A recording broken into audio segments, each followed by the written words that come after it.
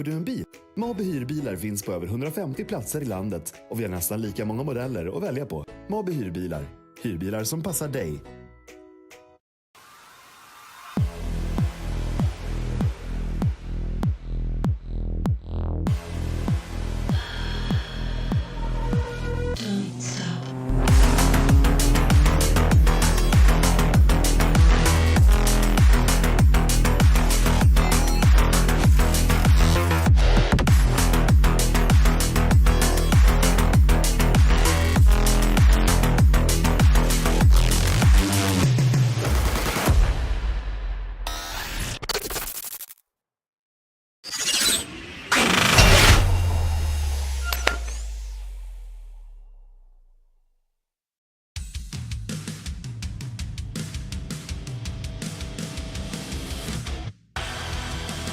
After a string of races over on the West Coast, we come to the Midwest and, of course, to the Indianapolis Motor Speedway for the actually Four Corners 333 by FORS eSports. And that is right, we are going racing around the oval here at Indianapolis. It's going to be an amazing race. I'm sure something a little bit different. And, of course, coming back to NASCAR next year as well. It's myself, Cameron Roger, and alongside me is Peter Mackay for this round, the 8th round of the Bohlin Svenska Eracingligan 2023-24 season. Here is our schedule as we work our way through to round 15 at Talladega, where we'll get the regular season finished, and then we move into the playoffs before we find the season champion at Homestead, Miami on the 9th of May 2024. So still plenty of racing, about 6 months still to go, and a lot is yet to be decided. Of course, we're getting very tight in the championship. Is looking very good indeed, because the way that things have worked out, it has left Jesper Eriksson with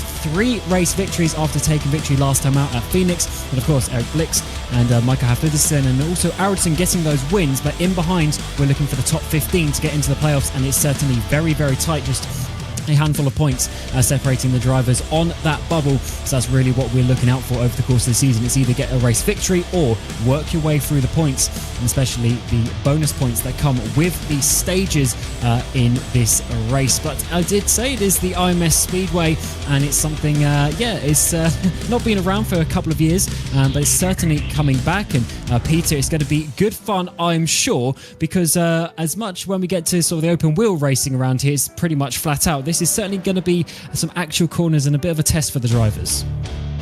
Yeah, good evening, everybody. It's a completely different challenge in these next-gen NASCAR Cup cars.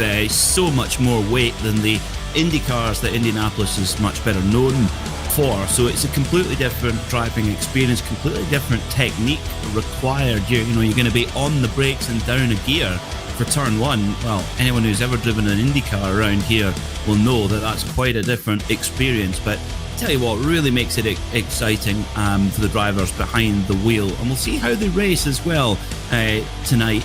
It's going to be very, very interesting to see. Certainly is. We get into the qualifying session. As I said, it's the actually Four Corners 333 by FORS eSports. So great to see some of the teams getting involved. And of course, FORS eSports driver Jesper Eriksson is leading the way in the championship, the number 37. He's up towards the front already by over a quarter of a second. I know there is some braking around here, but that is a big margin compared to what we normally see. Here is Michael Hafliderson in the number 81 Alcancet car coming up towards the yard of bricks, where he sets his first time, and he goes half a second back. We did see the times getting into the 52s in the practice session, so I'm sure, Peter, there's still a few improvements to come in the final 2 minutes. Yeah, you want to build up to that hot lap and just get it absolutely spot on. Although you do have to be careful with your tyre usage in these NASCARs. You've got to make sure that you keep that tyre in across the stint when we get into the race, but in qualifying as well, getting that to the optimum point. As Peter Helmbro also in one of the Ford Mustangs, car number 77, is best at the moment, 53.376, puts him 9th right now. He has had a pole position this season. Let's see if he can improve coming out of the final corner. The issue with this track I always find is, especially in these cars, the straights are so long that you have to get that run on. It's a bit different compared to some of the normal speedways we go to, where you sort of carry the momentum through the corner. This is, because it's an actual corner, just makes it just a little bit different with the technique. But as the lap times improve, Jesper Eriksson continues his way to lead up towards the front, with Jesper Ullmann in the number 2 machine getting that second place, just a 10th behind. And here is Eriksson, of course, a race winner this season in the 24. Also coming around the final couple of corners, it looks to be a pretty close on the lap time, so I'm expecting a very tight race today. Let's hope we can see sort of a lot of green flag racing. We just have 11 cautions back at Phoenix and across the line. The 24 does 53.3, so that's a pretty solid lap time, but not enough to get up inside the top 10. Yeah, 13th place there for the Chevrolet Camaro of Alexander Arlidsson, running the 24, a number that's so iconic in NASCAR.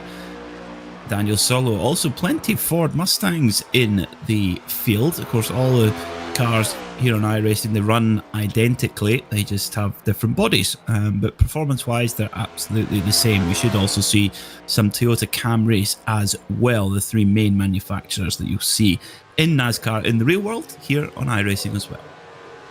And coming to the line, what can the 13 do? This is one of the drivers who, to be honest, at the start of the season, I was expecting to do a little bit better after the incredible run he had back at Daytona, but not inside the top 10 this time around. So it looks like it's going to be Jesper Eriksson and Jesper Ullmann, the 2 Jespers on the front row, with Lindhoff and Haflidsson on that second row in behind, and Arvidsson and Gunnarsson rounding out your top 6. As we come to the grid, here is confirmation of that. Eriksson, Ullmann on the front row, Lindhoff and Haflidsson, then Arvidsson and Gunnarsson.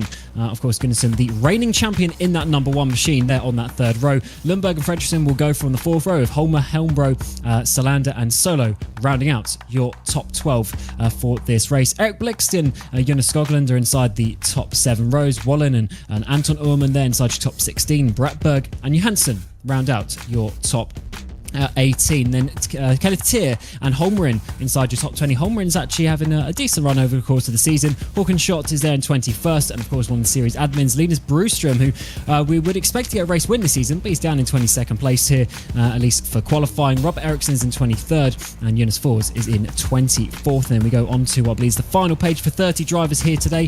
Bjorn Bjorstrom, Fagerl in 22nd place, then Alexander Hagman, Nyholm and Robert Erling is your final driver of the 30. Of course, a couple of FORS eSports drivers there at the back, and they are sponsoring this race. And I do love, Peter, actually one thing in this league, lots of the teams get involved and they sponsor a race, and FORS eSports, they're doing this one, so it's good to get the teams involved in a community league like this.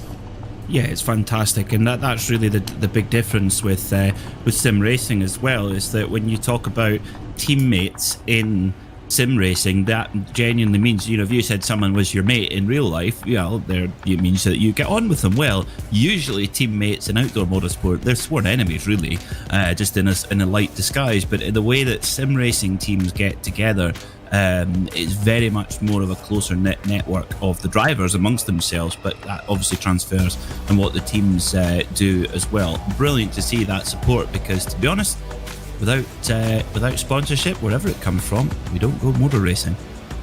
Absolutely, it's great to have loads of partners here in the Bohlin Svenska Eracingligan. Of course, you saw the commercials before we went live as well. Great to have all of the partners on board, and to be honest, really enjoying this season. The first season is season 6 of this championship. First one we've done on RaceSpotTV, and we are absolutely enjoying it. There's your race information in the bottom right-hand side of your screen. 83 laps of racing, the stage at lap 35. But remember, in this series, we remain under green flag. We don't get a caution at the stage, so that does come into play with the strategy a little bit, because some people might actually sacrifice those stage points and get an extra 10 for winning the stage. They might actually sacrifice that to get a better fuel strategy to the end of the 83 laps. Of course, 5 tyre stints, 80% fuel capacity. So let's see how this one goes. We are time limited, so if we get quite a few cautions, we might end up going to that. But Peter, any sort of predictions of how you think this race is going to play out? I know your first time commentating this season. But what do you think is going to happen today? I think it might be a little bit cleaner than Phoenix. You know, when you mentioned 11 cautions at Phoenix, that's a little bit of a trickier oval, I would say, or more fraught with danger. I think Indianapolis is a little bit more room to roam, and I think these NASCARs, they should race really, really well. And with this form of racing, you can always guarantee that you're going to get an exciting run to the flag as well. And Jesper Orman there from the outside of the front row has an awesome view with the VR, one of the rare VR users actually in the world of sim racing. But he has got a great view. He's got Jesper Eriksson on that pole position on the inside as the Page truck comes to the left-hand side of the screen. And round 8 of the Bohlin Svenska Eracingligan will get underway at the green flag for the actually 4 corners, 3:33 by FORS eSPORTS. And of course, it's FORS eSPORTS on that pole position as well. Jesper Eriksson gets a great run up towards the first corner. But from that second round on the outside, that is not a good run. Ullman is absolutely being freight trained by a bunch of cars getting up the inside as they remain side by side into turn 2. Yeah, plenty of room to roam there here at Indianapolis as they go. There's there's 4 very, very distinct corners here as well. They all have their own character to them. But whoa, we got one car already having a big old moment at the back there. But I think we should stay green just.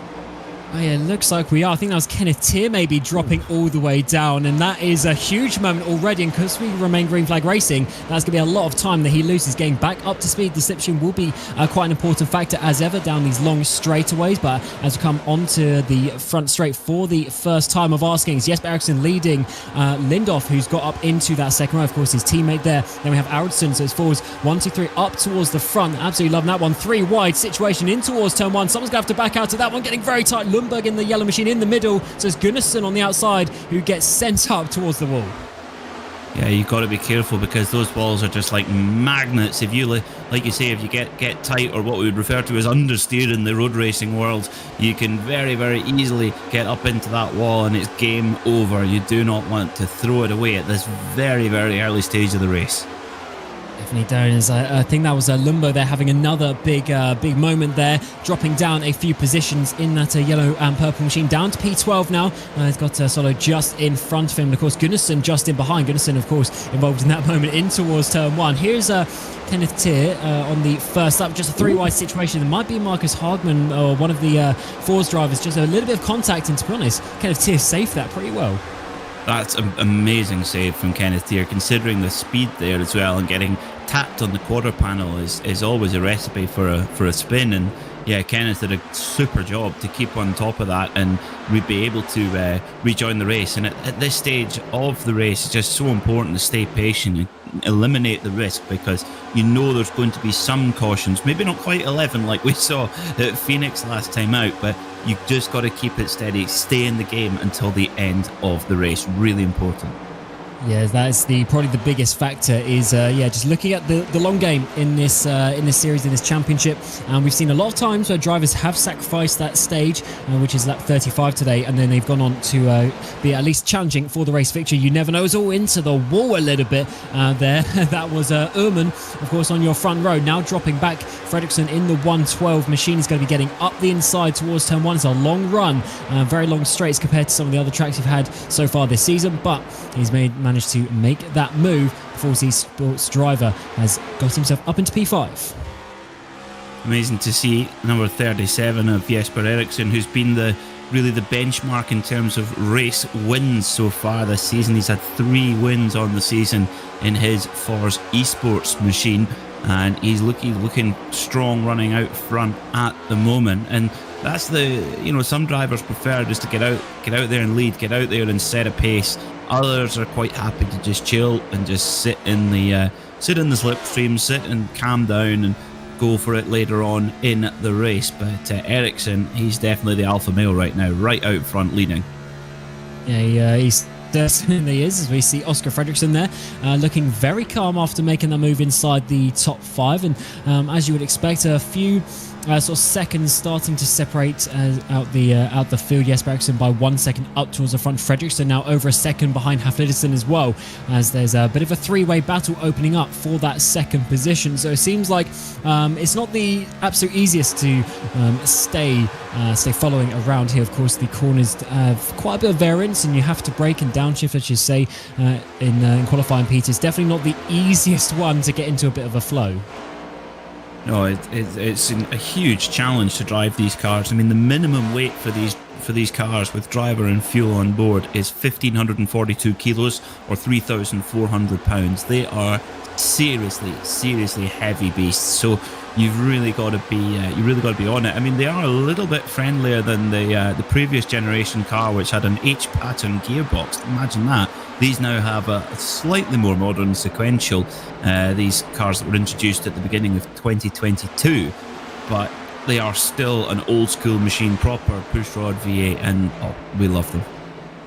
Yeah, we certainly do, and it's quite funny that in the world of technology and everything that's coming in, as you say, the pushrod V8 still in there working its best and powering them down the straight. So there was the 42 there of Ullmann getting past Lundberg, who's now losing another position there up the inside. That is going to be Holmgren getting past Lundberg, and that is 2 places lost in 2 corners. So Lundberg, he's really sort of dropped back. He was up towards that battle inside the top 10, if you remember, but then he just with that little bit of a slide, and then now maybe sort of not having the best positioning of the tyres, he's just going backwards. The one driver also who's maybe having a bit of a quiet day right now is the number 95 of Eric Blixt. He's won twice on the season so far, but only qualified in 13th, which was a bit of a surprise, I must say. And yeah, he's sitting in 8th right now, but he's not with the leading group. He's kind of cast adrift from the leading bunch at the moment. Is Blixt. Is doing a little bit of bump drafting, a very common technique in NASCAR racing, where you just rather than pull out of the draft and hit the turbulent air, you just keep going and bump the car in front along. And it's definitely the technique to do around the long straightaways, because it sort of pushes you both along. You both go faster when you do that, and that's the only way to bridge the gap.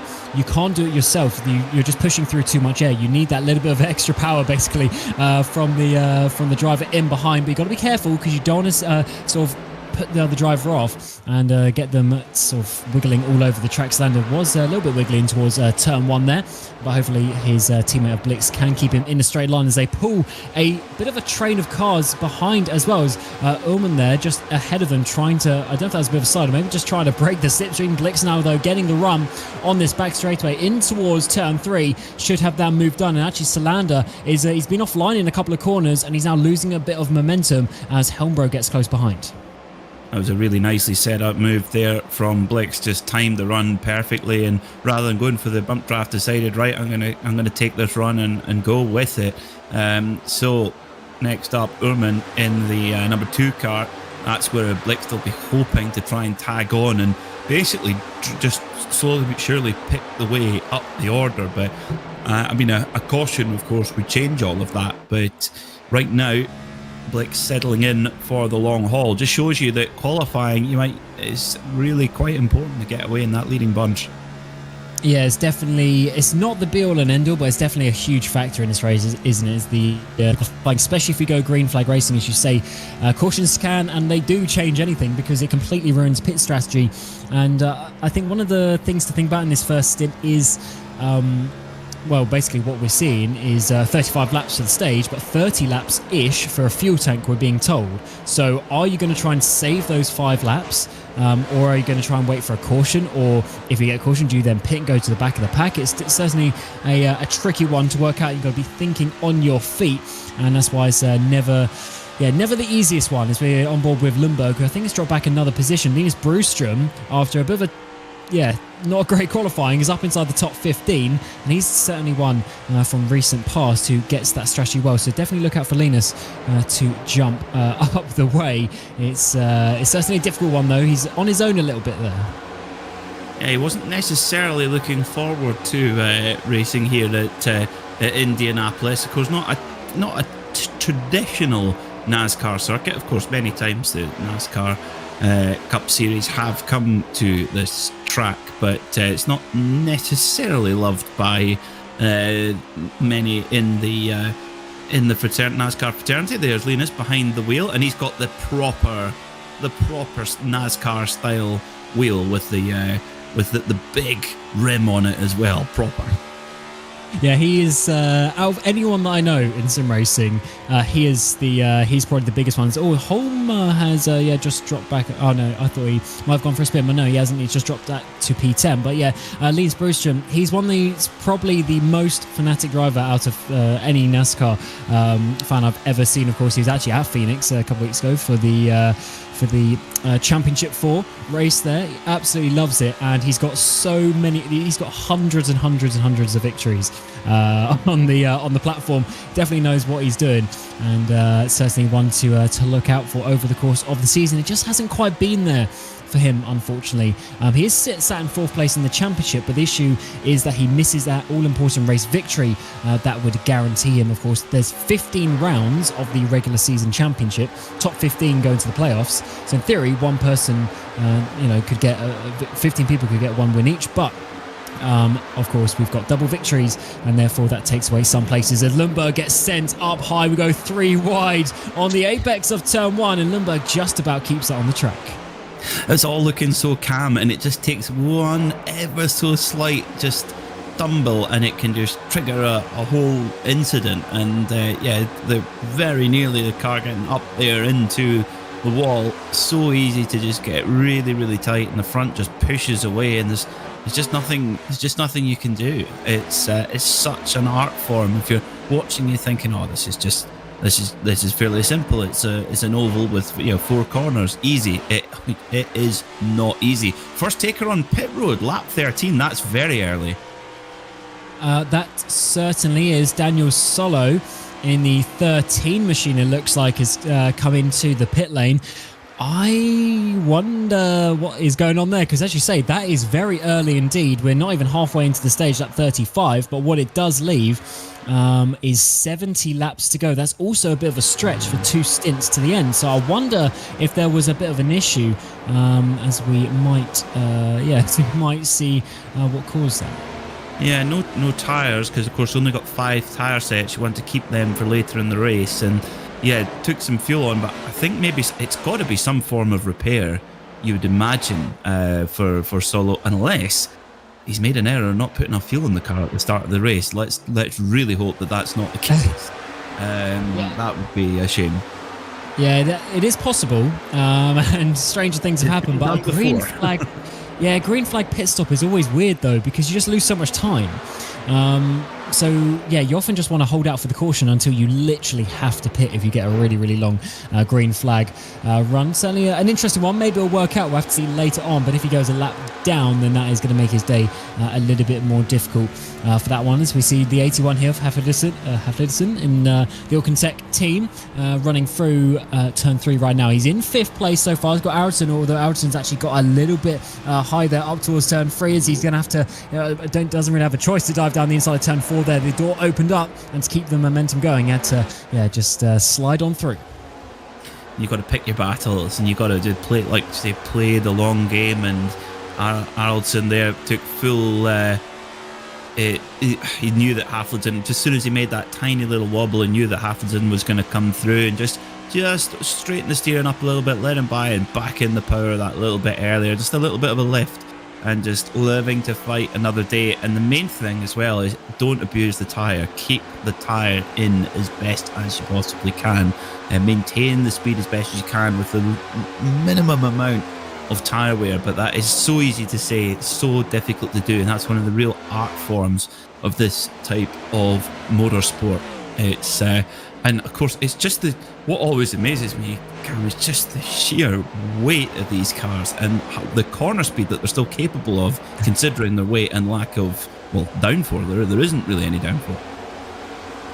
Yeah, they don't have any, major wings or anything like that. Of course, they have a little bit of a special at the front. They've got a little bit of the gurney flap at the back, but it's definitely nothing too special. But as you say, they just have so much grip, and they are set up That's one thing you have to remember. They're just set up to turn left, so they have all the mechanical grip in the world, and you have to really rely on that. But because they are so mechanical grip limited, therefore, as you say, the tyres are very, very important, and holding on to them over the course of the stint is very important. We are told there might even be up towards a 2-second drop-off by the time you get to the end of the stint. It's all hug when they're getting very wide, trying to straighten up the wheel, trying to get on that throttle, and almost smashing into the wall. That really pushed on him there, didn't he? Just at the last moment where the wall was coming up. Very, very tricky. And of course, there's still, if we stay green up until lap 27, 28, 29 sort of range, then that will be when the drivers will need to come in for more fuel. So it's going to, if already you're feeling the tyre starting to go, well, you're near enough. You've just gone past halfway there, and I'm not sure that's not what the drivers want to hear. They're going, oh, please, a caution. Please, I want to put some new, fresh, shiny boots on the car. Of course, 5 tyre sets available for the race, so one every 20 laps. They could pit now and throw a set of tyres on, and they wouldn't be disadvantaged themselves.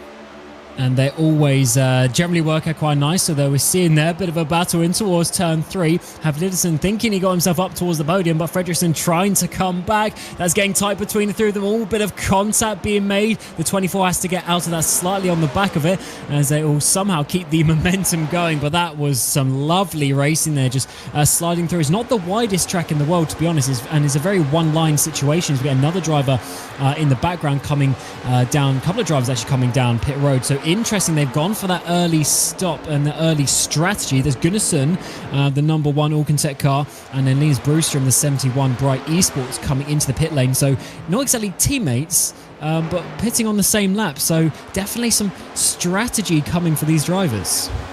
Yeah, they've obviously thought, well, let's go in, maybe hope for a caution afterwards, and they'll loop round to the front. I have to say, I love the fact that one of the pit walls has a picture of Kermit the Frog on it. I'm a big fan of that. Yeah, that's awesome. Love that. Certainly a bit of a meme maybe going around. It's a great community actually, this in the Svenska Eracingligan, and awesome Discord to see. And of course, can't understand half of it because they speak in Swedish, but it looks very good, at least when the memes come, and I can understand that. But for now, Aracingligan in the 24 machine is going to get past his teammate up the inside of Fredriksson. There's they swap around, and the battling between them has let Havlidsen get a little bit of a break there for that 3rd position. So Havlidsen coming strong in the second half of this stint. He was a little bit further down, sort of 6th place, and now works himself up to the podium. Well, it's the good, isn't it? The universal language of GIFs and memes, as well. I think it is. I'm a big fan of that as well. Kermit and beer. I mean, yeah, these are my kind of people, I think. Certainly, that's the 79. Let's remind ourselves who that is. That's Dan Holmer in the 79 machine. Obviously, loves a pint of beer. Of course, hobby in Sweden.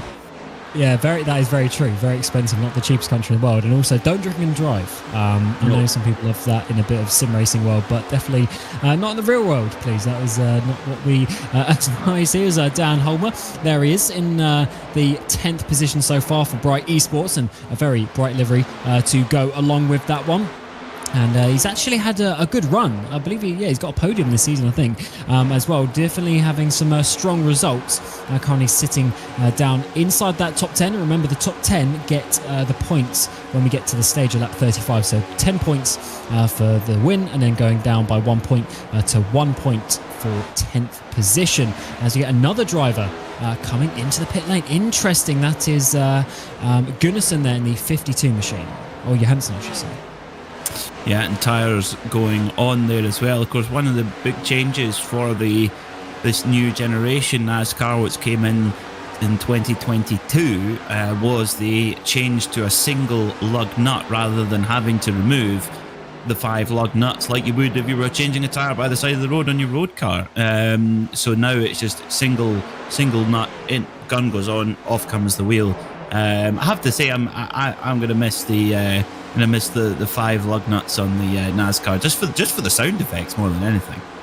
Yeah, the sound was something else, but if you want to go with technology, you want to go with the times. Unfortunately, that's how we go. So we're seeing, here is Kermit. Kermit. That's rude, Kermit. It certainly is. As that was Aronson, Fredriksson, and Bohlin coming into the pit lane. So definitely a lot of drivers going for this early pit stop. So what they've recognised is that, and the thing with the strategy as well is if everyone stops before the stage, then it doesn't really matter because everyone's in the same boat. But what we're going to see now is, for instance, Ericsson up towards the front is, of course, sat there, very nicely and enjoying his time at the front. So he's not going to want to come in. Ooh, just a little bit of a lock-up under braking there coming into the pits for Oman in Anton Oman in his Ford Mustang for Alcantech. NHR by MW Race Consulting. It just rolls right off the tongue, that name. And is he going to go the other side as well? Yes. Right and left side tyres there for the Ford Mustang. So let's see, does he get it stopped in time?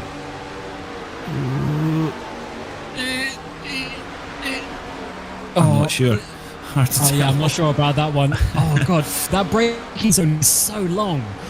You always forget that, to be honest, when you're seeing it from the offboards, but the braking zone, especially here at Indianapolis, literally straight off of turn 4, you're on the brakes, but you never use, well, I say you never use them, you do use them in turn 1 and 3 here, but relatively speaking, you don't really use them, and they are a bit cold, and of course the car naturally turns left, so you're trying to keep it in a straight line, a bit difficult there, I should say, and Anton Orman might be getting some sort of penalty from that. We'll have to certainly find out as we get on to lap 23 of 83, so 60 laps to go, about a quarter of the race done. Slowly but surely coming up towards the stage break at lap 35, and Ericsson leads by almost 3 seconds. Yeah, that must have been, it must have broken the speed limit coming in there, because I was in the pit box for way longer than he should have been. And that will drop him off the lead lap. That's the critical part. So now it's a case of fight back for Oman, but if there are plenty of cautions, that gives opportunities to circle back onto the lead lap, but not where you want to be at this point in the race. We're getting towards the end of the fuel tank, and you have to say the drivers at the front have done a great job of looking after the tyres to run this pace consistently, and no more so than race leader Jesper Eriksson. 3 seconds just out on his own, no draft. That's impressive. Yeah, it certainly is, although the issue is he's about a second a lap slower.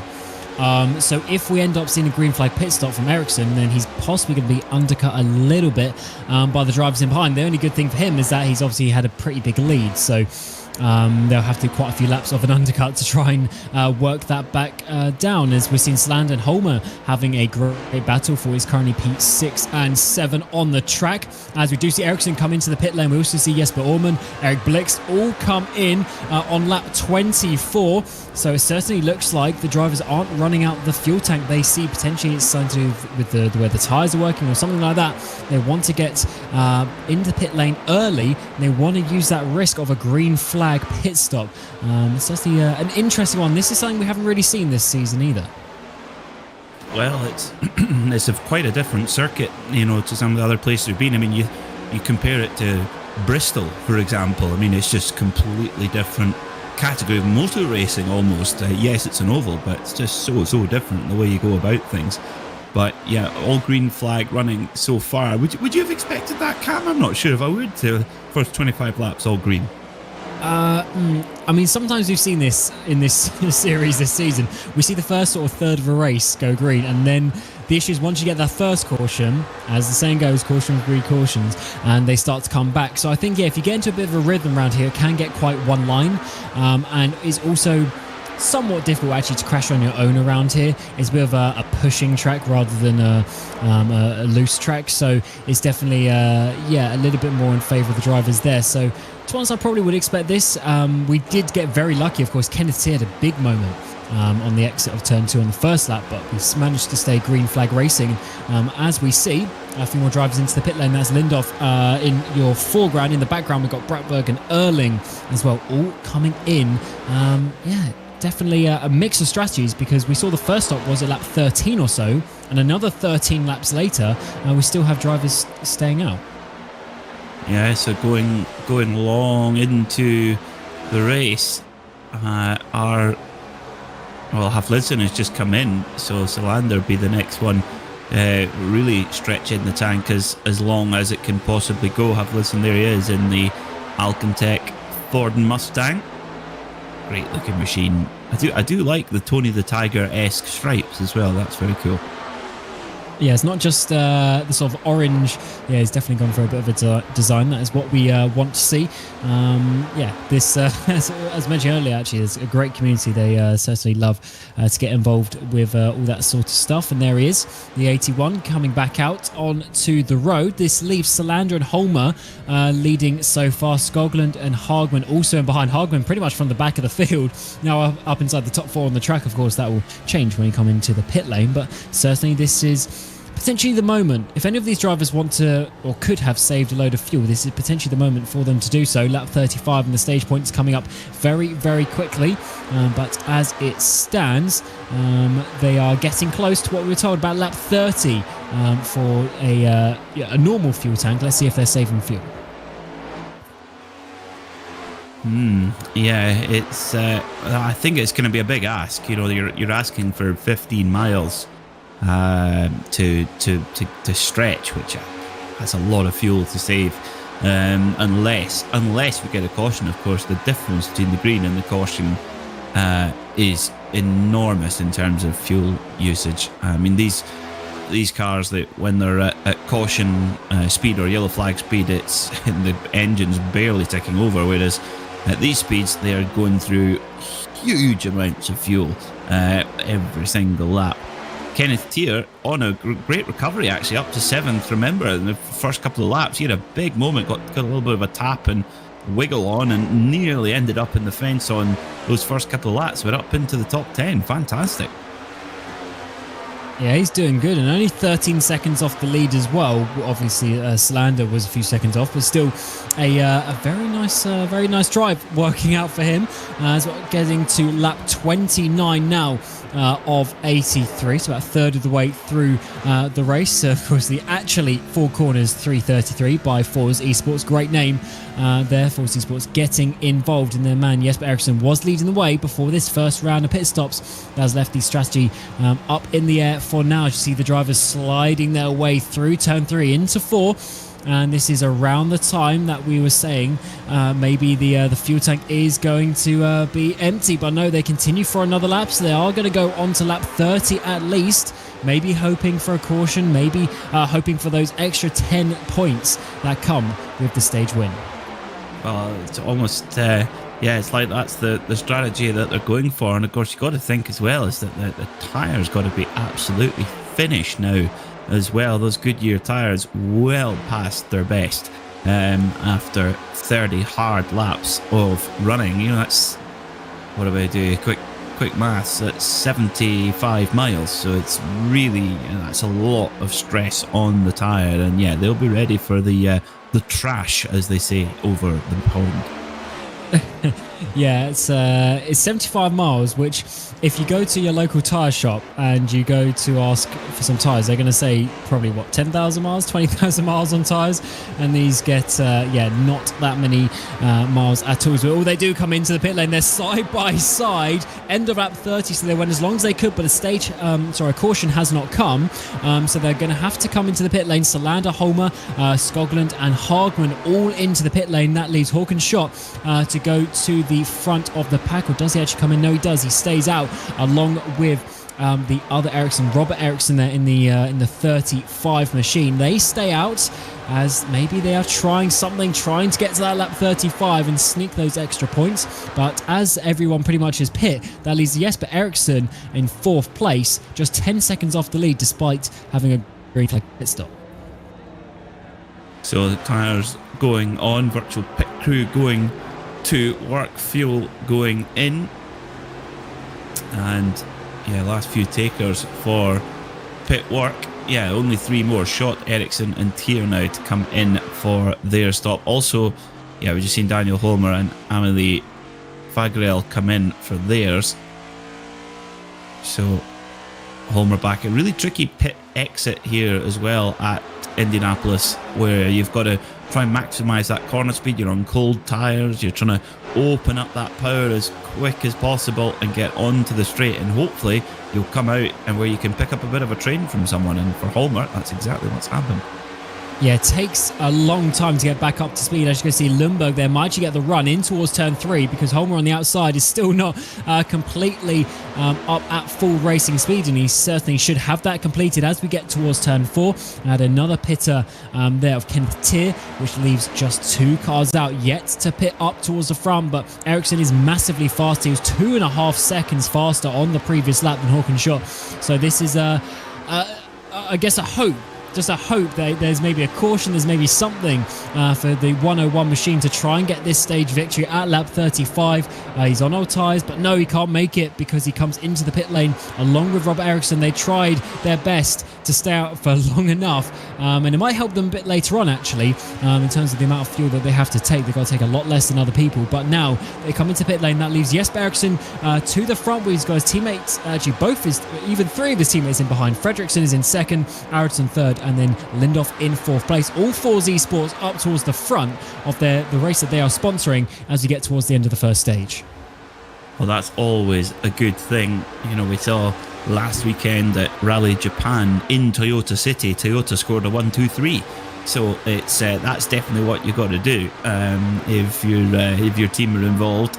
It's very, very crucial indeed. Robert Eriksson out of pit lane he goes in the it's almost Mystery Machine-esque, isn't it? In those colours, but with a black front bumper. Or the Mystery Machine has crashed through an ink factory. Yeah, the Mystery Machine is definitely surely it's got to be some sort of inspiration for that livery design there. I think it's superior, that team, as they work their way back up, and it's certainly it's a nice bright one, and that is actually one thing I like about this series is the liveries. They're all very, very iconic. But of course, Jesper Eriksson, the man of the moment in this championship so far, leading the way with 3 race victories so far this season. Of course, easily got himself confirmed into the playoffs with that. And he's just looking to get as many bonus points as he can for when we get to that situation. An extra 10 is going to be coming his way if he can complete just one final course around these 4 corners and 2.5 miles. In the background, Aronson, he's dropped back 2 positions. Lindhoff and Haflidsson have both got past. Yeah, this would be just a perfect start to the day for Jesper Eriksson. To add him, he's had 3 overall wins so far this season, and yeah, to get a stage win here, and everything's showing that he's the man with the pace right now at this track on this day. So he's looking very, very strong. But as we know, anything can happen in this form of racing. On that last lap dash, you know, as we get towards the end of the race, you're more likely to get cautions. Therefore, it's more likely to get that short sprint to the flag where really it is every man for himself. It certainly is. We've seen a lot of teammates actually in this championship, but they do seem to fight quite hard for these positions, as we've seen. But we are at lap 35, and this is where these stage points are gifted out. An extra 10 points for the winner, going all the way down to 1 point for 10th position, and it looks like it is going to be Jesper Eriksson coming to the line to win the stage. Of course, we remain green flag racing here at the actually 4 corners, 333 by FORS eSports, but it is their very own driver of Jesper Eriksson taking the stage victory.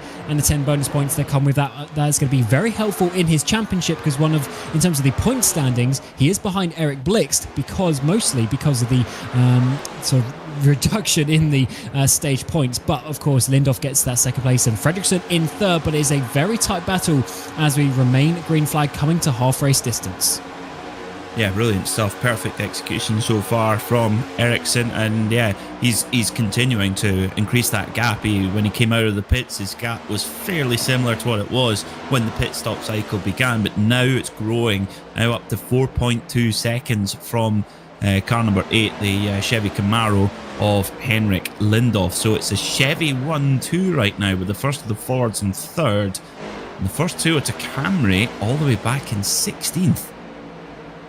Yeah, it's crazy how the race can stay so close sometimes, and that is to be honest, that is what we want to see. Is it does sometimes open out a little bit when we get these long green flag runs, but it seems like we're having a pretty decent race in terms of that. Everyone's staying fairly close together. Maybe they've all got a gap that I can see actually. Yes, Eriksson. Sorry about that. Maybe they've all got a hot date that they've got to get to, and they're saying, right, guys, we need to stay green flag racing because I've got a hot date after this. Yeah, potentially, because actually going sort of faster and winning the race quicker is often the way to do it. And also green flag racing is the way to do that. No cautions thus far. So you get the two teammates batting. Aracingligan there making up a position. Fredriksson started this stint in that second place, but he's now dropped down all the way to 5th. So maybe just struggling a little bit. I think he was potentially one of the earlier pitters, and that would make sense because he is, a few tenths a lap slower. So maybe just the tyres. Of course, when you pit early, you get that gain initially, but now you then start losing when everyone around you who has fresher tyres can continue the pace. Yeah, that's where that tyre usage is so important, and having the right tyre on when you need it as well, and having also a rubber left in your allocation. If we suddenly get a flurry of cautions, then you might have to be more tactical with all green flag racing, of course. Then you've got a much clearer idea of when you use your tyres. But yeah, with just 5 sets, if we get several cautions, you can't just throw new tyres at it every single time. And as we say, get this one ready to strike it off your bingo cards, ready, get your pen, get the top off the pen, put it towards the paper. Cautions breed cautions. They certainly do. That's what we saw at Phoenix a couple of weeks ago.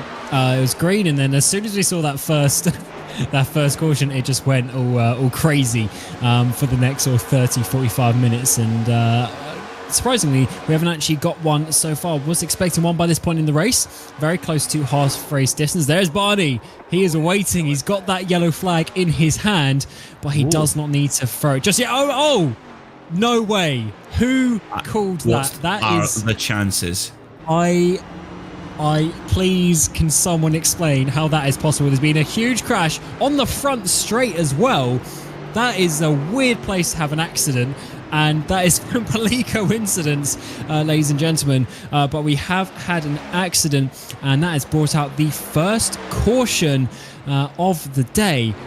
Certainly quite something. And that is going to be a good time, actually, to get some messages from our partners as we go to the very first caution of the actually Four Corners 333 by FORS eSports. We'll be back in a few moments.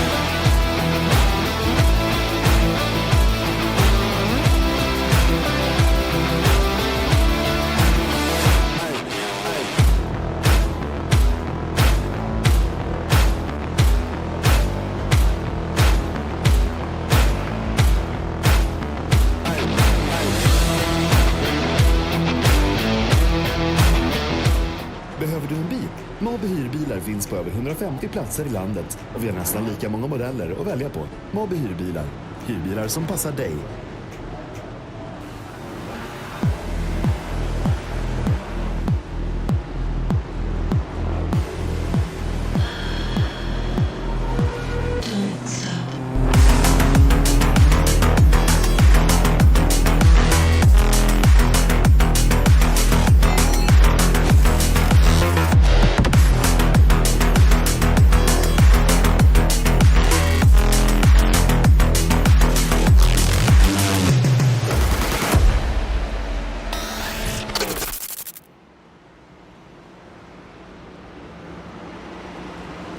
And we return to the IMS Speedway, where, of course, we are seeing round 8 of the Bohlin Svenska Eracingligan. It's the actually four corners 333 by FORS eSPORTS. And unfortunately, we've gone caution. It was green flag for so long. We went past the stage break at lap 35, where Jesper Eriksson took the victory in that, but we remain green flag racing in this series. However, just a couple of laps later, we had an accident that has caused us to bring out the pace truck, and all the drivers are, of course, filing their way through. Here is what happened. Coming down the front straightaway, 3 cars fighting. Bohlin there just getting collected from the car in the middle there. That is the triple one machine of Anton Bratberg, and yeah, definitely just catching the rear left side. And unfortunately, one of the other drivers, I think it's Marcus Hagman from FORS eSports, getting involved. A very weird place to have an accident. You don't always see one down the front straightaway, Peter, but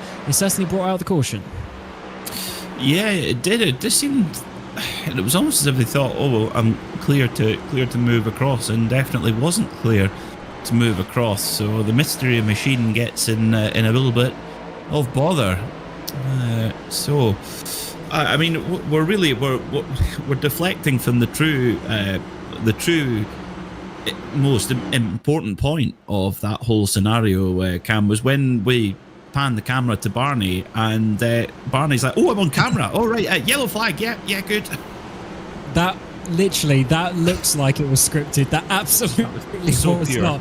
We were just discussing behind the scenes with Hugo Louise doing the production about how Barney is ready to call the caution. So he thought, okay, I'll show a nice little shot of the virtual official, and just on cue the caution came out. Love it. Definitely the commentator's curse excuse me, is real. As we come back to green flag racing, the drivers are side by side, and they get ready as we have passed the halfway point in this race. And we are at the halfway point of the regular season as well. Selander and Skoglund stayed out when other drivers came into the pit lane, so they take the front row, and is Selander on the inside there for Alcantech in that green machine, who gets us going underway once again for the actually four corners 333 by FORS eSports. And already he moves to the right hand side. We're getting drivers moving lane, trying to find their way. We've got Jesper Eriksson in that black machine in second place already, getting past Skoglund, who didn't have the best start, in a repeat of what we saw at the first start.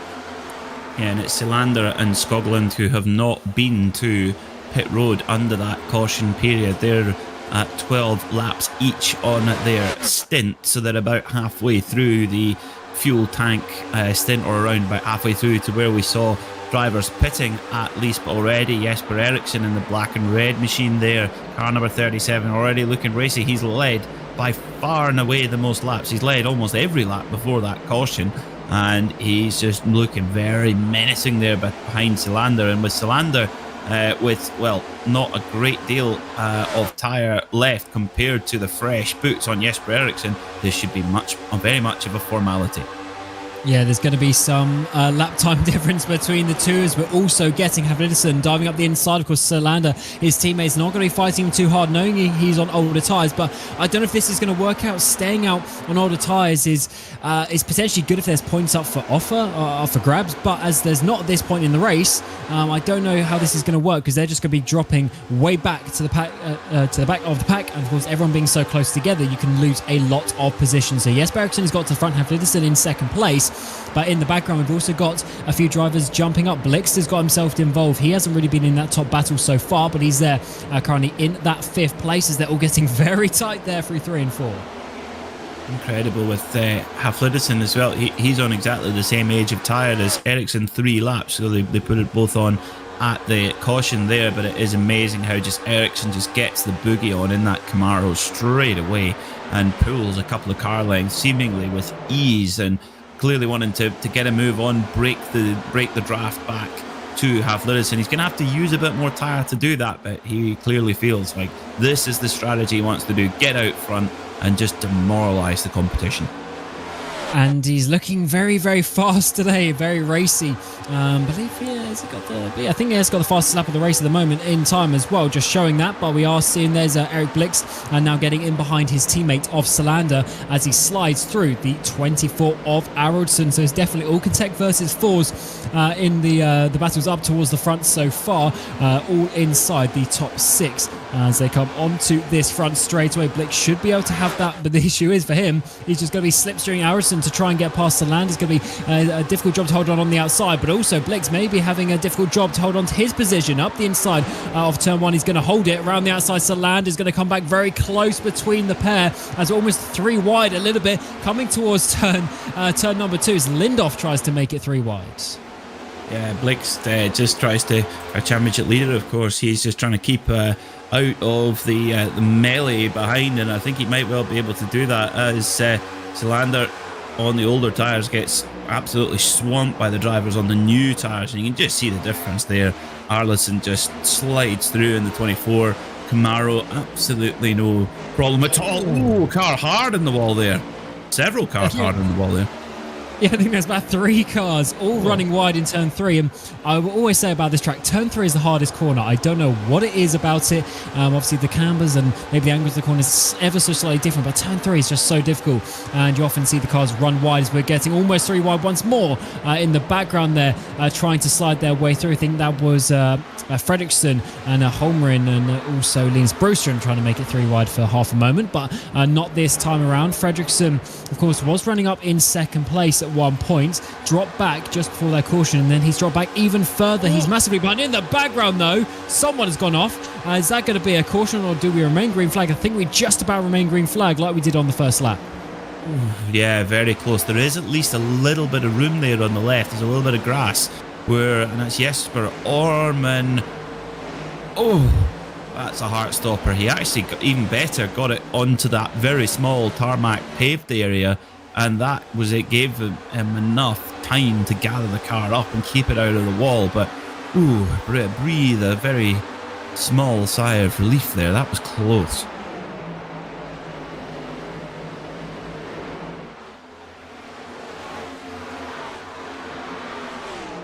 So lap 48 of 83 here in this race here at Indianapolis Motor Speedway. This incredible facility that really goes right back to the earliest days of motor racing. 2.5 miles around, well over 100 years they've been racing here. And the first race here was actually a balloon race, let alone a car race. It was a balloon race. So there's all sorts of history here at Indianapolis. Balloon race, that is quite something. But what a venue, to be honest. It's turned into so many forms of racing come here now, and I mean, we've even seen the rumours that the old cheeky F1 might try and come back here, of course, with Penske taking the ownership of the facility not too long ago. But this battle through turns 1 and 2 is absolute carnage. All of the cars getting so close together, and they've got to be very careful with this one. Is Salander slowing them all down as they try and find a bit of room for themselves, as Lindoff has been the first car to try and get through up towards turn 3. He's been absolutely sent through there by Helmbro as well up the inside, as Salander on these old tyres is really dropping back. I don't know if that was the smart decision. Well, actually, I'm impressed to see how Salander is keeping himself in this leading group, and he might be trying to run a kind of conservative line, try and block as much as he can, and trying to slow the speed of this group up until they can get to maybe the next group of pit stop. And you just never know when the next caution might come along as well. So let's see. But it certainly was the alternative strategy. It was not the norm for sure. At the front, Ericsson has not been able to shake off Havlidsson.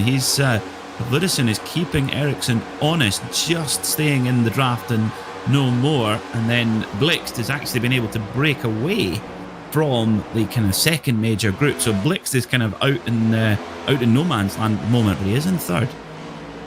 And looking at his last lap, Blixt was actually the fastest of the three drivers. So he's definitely got some pace, and is actually ever so slightly chasing down. Of course, just a 10th here, 10th there doesn't make too much of a difference really, but as he scrapes the wall there coming on the entry to turn 1, but definitely needs to be looking out for that, because Lexi's been quiet this race, but he is coming and he has the pace, and he's got the teammate of Havison up ahead of him as well, as they try to break the chain of Ericsson, of course. But in the battle for the top 10, this is getting a little bit messy. Got drivers wiggling all over the place, and they've got to be careful to not send it in the wall. Well, Linus seems to be enjoying himself, that's for sure. I don't know who he's chatting to, but they're having a great conversation on the radio at the moment. So, Linus Broström right in the heat of it. Where is he right now? He's 9th overall in this second pack with the big NASCAR rim there. He told me that he did the Daytona 24-hour road race, sports car race with that wheel as well, which I think is fantastic. That is that's some commitment. I mean, look how far away that paddle is as well. That's yeah, that's not the easiest one. Of course, with the bigger wheel, it gives you a lot more sort of finer adjustments as such. If you imagine if you've got a really small wheel, it's very difficult to make those fine adjustments because you have less distance as such. It's obviously exaggerated quite a lot with the bigger rims, as that's why some drivers like it. Around the outside, though, of turn 3, that is not a move you always see, but Solander on the inside, on the older tyres, is going to be struggling with that grip. And does Linus have enough through turn 4 as well? It's a difficult move, this. 2 corners is taking him onto that front straight. We'll have a distance slipstream from Gunnarsson ahead, and he should just about be able to make that. I think there's Ullman in the background. Yes, it is coming into the pit lane, the number 2 machine, but Solander, he's got it up the inside of turn 1. Fair play for holding on these old tyres. Yeah, that was a good effort to stay in the game. Skoglund as well, he's on 22 lap old tyres, as is Solander. So yeah, it very very tricky to get the best out of that rubber. The rest of the field, those who pitted at the last caution, they've only got 12 laps on their tyres, so they've got plenty of time to get involved. And now, are you thinking about back timing to the end of the race now? Because we're only 30 laps to the end. Oh, definitely. If maybe a couple more laps just to be safe, but definitely this is the time where some of the drivers might be thinking about that early stop. As Broström, lovely move there, got the line, got the momentum well in turn 4 there. Solander hard to the left hand side, tries to hold on to this. That's Oscar Fredriksson trying to get past this. That's 3 wide, so Solo on the outside as well. That's very difficult, a bit of a difference in grip as well. Solander just about keeps his line down to the apex of turn 1. That is definitely what he needed to do, otherwise that was going to be a big crash as they continue to go side by side in towards turn 2. Fredriksson's made it through, but Solo had to back out to that one, and now of course he's got Holmgren pushing him down the front back straight as well. We got a great look there from the back of Linus Broström's car, where looking back to the group behind, Linus got a perfect standard turn in to turn 1 and was able to take his normal line. The cars behind, they were obviously 3 wide going through, and you just saw a very vivid demonstration of how much time is lost in that kind of situation, and more takers to pit lane. So yeah, I think definitely we've got some drivers who are rolling the dice, expecting them possibly to be one more caution, and they want to try and back time at the end of the race now. Yeah, they certainly do, but it's a bit of a risk, because if there's a caution later on, everyone's going to pit, and they're going to have the fresh tyres in the run to the end, and of course at that point the fuel will be the same as well. So it's a bit of a risk whether it goes green or not, but we have only had 1 caution so far, and it doesn't really look like the type of race, commentator's curse, where we're going to get loads of cautions, but we'll have to see if that is going to repeat itself. There they are in the pit lane, Homer and in the foreground, and then Erling in the background of shot. As well, so they definitely trying something here. Green flag pit stops did seem to sort of work out in that the first round though, so I wonder if that's going to do it again.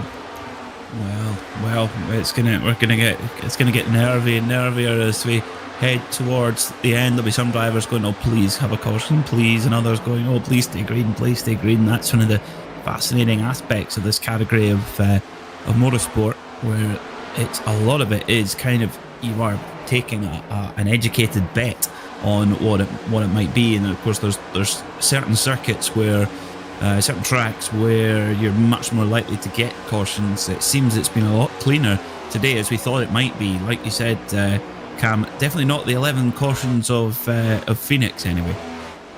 Yeah, it's and hopefully.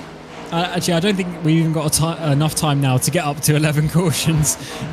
So yeah, I think we're good on having that number being reduced. Of course, massively different sort of circuit. Big, 2.5 miles super speedway, something quite a bit different to the 1 miler there of Phoenix. In the background, another driver coming in. That's Hawkins shot in the 101 machine. As again, the lovely rumble of the cars as they go through and they work their way towards turn number 1. You ever so slightly see it from that camera angle. The track sort of slowly goes up as you then go into the banking. It makes that turn 1 very, very tricky to get right under the brakes, especially in these cars where you're really leaning on that front right tyre. Is really the limiting factor around this track. But for these battles, as they continue on, this is Brewstrom leading the way with Fredriksson and Solo continuing that battle at the back end of the top 10. Yeah, very, very tight there. Brewstrom having to go to the high side there, just going to try and carry the momentum. He's given that inside line, but may lose out now a little bit now as they drag race their way down the front straightaway and shuffling back and forth. And the more you see that, the more the risk increases. But as Linus Brewstrom got enough of a run here, 3 wide into turn 1. And Linus, I think, doing the smart job of just backing out that one on the outside. So nice move by Fredriksson there. And also Solo to follow him through. So 2 places lost for the number 71 machine, who we were speaking to before the race. Isn't a big fan of this track, but let's see if it returns for future seasons. Fredriksson having to defend to the inside there. Solo on the outside for Alcantech. That's a big move on the outside of turn 3, so has to back out of that one. But what it does do is it slows down your opponent on the inside. Then you get the run, you get the momentum here into turn 4. As you see, Fredriksson having to dive down early to defend from that one onto the front straight. Yeah, and see Linus, who should get a little bit of a drag here. No, he's going to just sit in order, I think. And that's not very nice when that happens. That is what happens, folks, when there's just a little blip in the internet, or you just get a slight cut in the connection. And yeah, the driver often, whose car is doing the blinking, quite often the driver won't realise that that's happening. It's kind of like snoring. You don't really realise you're doing it, but it's very annoying to those around you. That's a good analogy, actually, because that is very true. It's very difficult to race around someone like that, but hopefully it does continue, or he's able to continue, I should say, in the race, because he will be dropped out if it gets too bad. Solander up the inside there, all very close on the exit of turn 3, and that is Lucas Holmgren on the outside trying to keep that position. Tron gets very close to the wall, though actually does slightly brush the ball in turn 4, as I think Solo actually made that move up ahead, so he got past Fredriksson. But Solander down the inside in towards turn 1 should have that position. He's been defending so well on these older tyres, and he certainly does have 10 lap older tyres than the driver around him, but he's able to hold on there. So definitely he's got some good racecraft despite being on these older tyres. He has, however, lost 14 seconds to Jesper Eriksson, who continues to lead the race. Yeah, the gamble doesn't appear to have paid off, really, which is a pity. And Eriksson, I tell you what, the concentration required to just keep drilling away and keep hitting your marks, and being able to stay consistent when the tyre just falls off lap by lap. Your grip changes lap by lap, and you've got to adapt to that. And Eriksson has done so very well, but he's done so with Ludvigsen right on his tail all the way through. And now Linus got a big old draft there as well, and he goes down to the low side for the run down to turn 1. This is where they're hitting the brake, down a gear, down from 5th to 4th, and then trying to carry the speed as much as possible. And that's a super move there from Linus Brewstrom. And they basically swapped. Yeah, see you later. They basically. Big slide. Oh, that was a good save there. Loses that momentum, but yeah, they basically swapped around positions. Of course, Fredriksson getting past Solo at the same time, but as you see, the momentum is such a big factor onto these straights, and it's very, very difficult. Of course, 1 and 3 you sort of had to brake for, go down a gear, but then 2 and 4 you're basically trying to get as close to flat out as possible. You're not wanting to lift off any more than you have to, and it's a difficult balance to try and get that momentum onto these straights. So Stollo goes into the pit lane there, as also Peter Helmbro, Lundberg and Robert Eriksson also into the pit lane at this time, with 21 laps remaining of the actually four corners 333 by FORS eSports. Round 8 of the Bohlin Svenska Racing League, and the battles continue through this race. Broström is having a really nice one here with Fredriksson, and Broström ever so slightly working his way up the field over the course of this race. He is up into 7th overall right now. Now we're starting to see some takers. Everyone who pitted at the last caution, the only caution, they've now got 21 lap old tyres. So that was, in the first stint was a time when we already saw drivers coming into the pits to put new boots on. Question is, how long can you think, oh, can I last a couple more laps? And of course, if you do that and it stays green to the flag, you're going to have fresher rubber than those who are pitting right now. So, it's a game of chicken at 200 miles an hour. Yeah, it certainly is, and I think it really depends if and when there is another caution as well, because that is going to hinder those drivers pitting soon, but they are going to get some track position later on, so that is the risk that you have to take. And also it depends on the fuel as well. We are 22 laps into this stint since that previous caution, so that of course is a bit more of a limiting factor for a load of these drivers. We've got Lindorf, Arvidsson, Fredriksson, Blix, Bratberg all in the pit lane. Jesper Eriksson has stayed out. Is he going to come in as we come through turn 4 this time around? Yes, he does. In the background, Haflidsson joins him as well, as a few other drivers continue their way on. Of course, now we're into green flag pit stop phase. Peter, there's a lot of drivers who are going to be sort of a lap down and getting involved with these drivers too. Yeah, lots of pits. And our two leaders in Eriksson and Haflidsson. So there they are, and they're right beside each other. The black Chevy Camaro of Eriksson, Haflidsson in the Tony the Tiger-esque Ford Mustang. So it's a Mustang with tiger stripes. There's an image.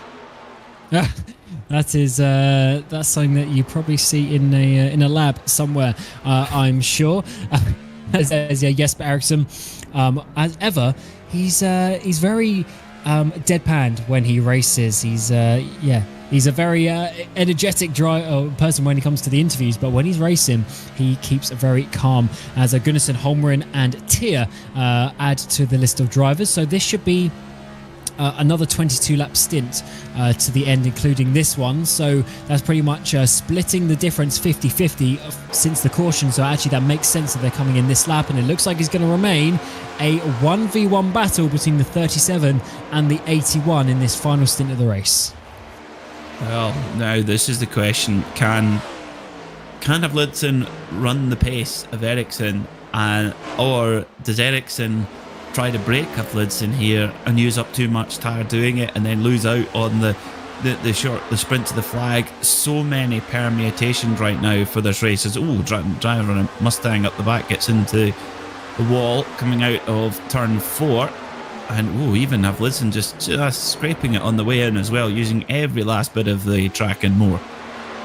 I think the one in exit turn 4 was Eric Blix in 95, who's a couple of seconds off. They have a lapped run of one of the FORS drivers. Might actually be FORS himself, Jonas FORS, or Marcus Hagman. One of those is it might actually be Erling as well. Unfortunately, a few of their drivers are lapped down in this race. But then, as you say, Haflidsson as well, scraping the wall. So obviously left-hand drive car. So you've got a lot of car as such to your right-hand side, and you're also looking left. So it's very easy just to ever so slightly veer off to that right-hand side where you're not really looking towards the wall, and you see them brushing the wall. There is Broström, though, the 71. Linus coming into the pit lane. Bjorn Broström, the 41, stays out. They are a father and son racing, which is always a good one to see. But we do have Bohlin and Johansson as well staying out. But it definitely looks like not too many drivers holding out for another caution. They are having to come into the pit lane. So Broström off he goes then, up into third gear. It just shows you how much torque and power these cars are if you're having to coming out the pits at that speed and then quickly get it to third to stop it lighting up the rear tyres. Just the power delivery of these engines is just spectacular as well. There's just you think you've found the peak power band, and then it just goes bananas again. It's like it's got steps in it, how it delivers the power, and you think, I can't possibly give any more, and then it just lights the rears up again. These are just animals. Broström straight in the fence. Oh dear. Oh, that was him trying to get up to speed, and he might have a little bit of damage. That was a hard hit on that right-hand side in turn 3.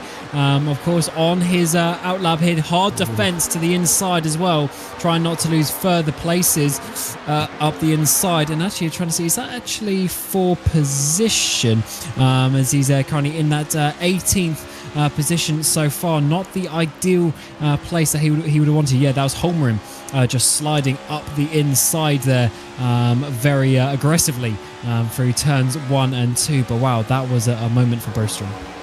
Yeah, huge. And you can just see his body language change completely on our onboard camera there. It just went from being pretty relaxed and laid back to, oh no, that this race can get away from me here. And yeah, immediately, yeah, the head went down a little bit more. You kind of strained a bit, and yeah, wanting to try and make up for that mistake early as the Napa-esque car of Broström goes in.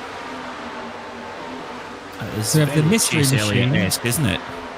Yeah, so we have the mystery machine, and then we go to Chase Elliott. Quite, a lot of inspiration being taken, and quite that different. Should be number 9, shouldn't it? It should be, but in this championship, it's the 41.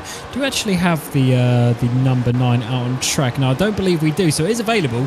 But obviously, the 41 being the team, the number I should say, of choice for Bjorn Broström, and there is his son, the 71 of Linus, currently down in 17th place. So has lost quite a bit from that, because Ericsson, of course, leading the way effectively, is in 3rd place, so take off 2 positions from Broström. He's only in 15th position, so has been a tricky race as he predicted before we started.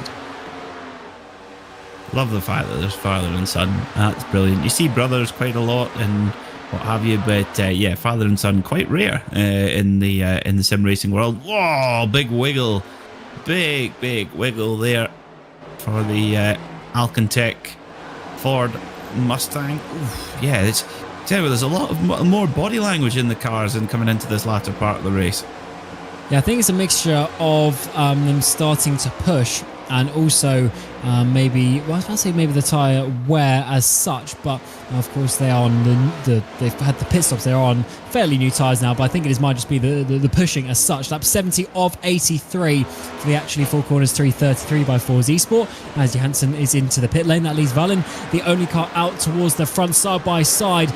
In turn 1, we are going to see Jesper Orman there on the outside, just a big squeeze, and managing just about to hold it on the track on that previous lap. Very, very big move. Also on the outside, here's Orman, the number 2 machine, trying to have huge contact is being made, and into the fence there goes. I think it's the 83 machine of Skoglund, and yes it is, and they go around, and unfortunately that is going to bring out another caution, second one of the night. We are looking good for a green flag pit stop, or green flag to the end, but unfortunately another caution comes out, Peter. Oh dear. Well, just looking at it, just before that caution, Vilda Bohlin, who's 30 laps into the stint, leading the race by 6.5 seconds right now. Perfect timing for Vilda. Few others, Jesper Orman had 17 laps on the tyre. Daniel Holmer had 15 laps on the tyre. So now the big question is, our race leader, Jesper Eriksson, he's been out for 7 laps, as has 3rd place Michael Havlidsen. Do they stay out and do they go to the end on those tyres, or do they go in and put a brand new fresh set on? They've got it in the allocation if they want to use it. Yeah, so it's not a fuel game anymore. They'll have the fuel to the end. So as you're saying, it's just about tyres, and this all comes down to how many people come into the pit lane or not. If everyone comes in, it's a smart decision to